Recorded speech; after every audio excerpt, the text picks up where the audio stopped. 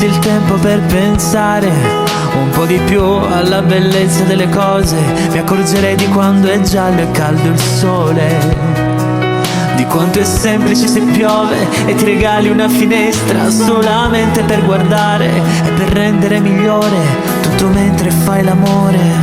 Se avessi solo un po' più tempo per viaggiare, frantumerei il mio cuore in polvere di sale per coprire ogni centimetro di mare.